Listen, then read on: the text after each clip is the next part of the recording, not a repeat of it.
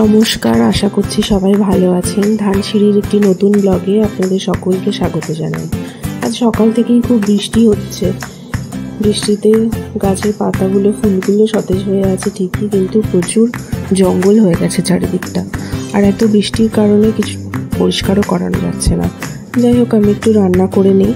সকাল থেকে মামুনি সব করেছে, আমি এখন অল্প কিছু করে আমার কিছু কাজ আছে সেগুলো করব। জিনিকে স্নান করাবো, খাওয়াবো। ও আজ সকাল থেকেই খেলা করছে ওর দাদার সাথে, মিমির সাথেও মাঝে মাঝে করছে।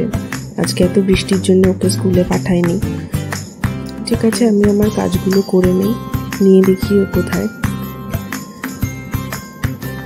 এই যে ও এখন খেলা করছে ওর ছোটোবেলাকার পুরনো একটা জুতো পরে। ছোটোবেলাকার পুরনো জামা কাপড়, পুরনো জুতো, এগুলো সব নিয়ে খেলতেও খুব ভালোবাসে। এটা ওর কাছে খুব আনন্দের একটা ব্যাপার। তো যাই হোক, ও খেলা করুক ওর মতন। আমি এবার যাব পুজো দিতে। আজকে একটু তাড়াতাড়ি সব করে নিতে হবে, কারণ পুজো দেওয়ার পর বিকেল দিকটায় আমি একটু বেরোবো। এখন পুজোটা দিয়ে নিই।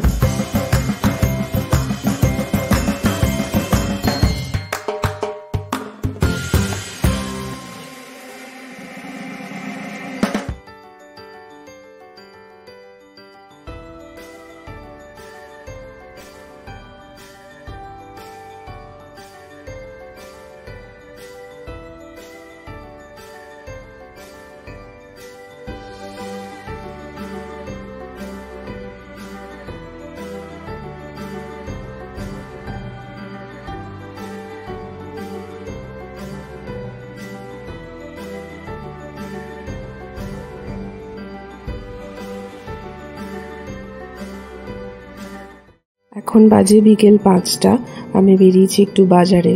সারাদিন পর এখন একটু রোদ উঠেছে, কিছু জিনিসপত্র কিনতে হবে, সেই জন্যই বাজারে এসেছি।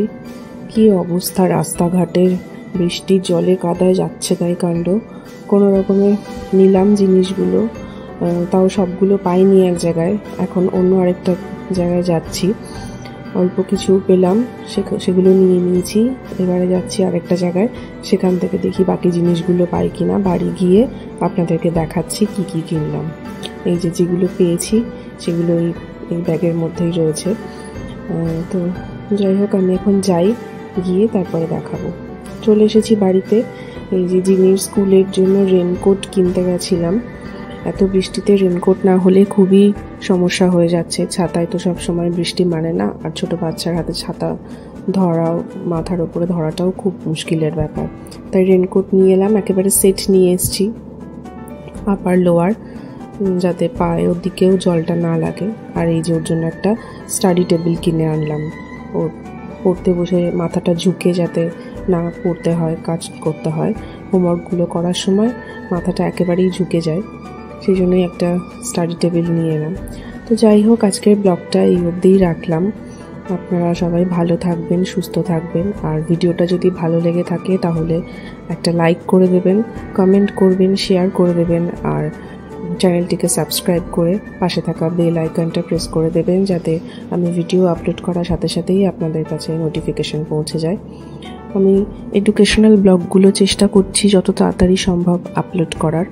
ততক্ষণ পর্যন্ত আপনারা সবাই ভালো থাকবেন, সুস্থ থাকবেন। দেখা হবে আরেকটা ব্লগে। শুভরাত্রি।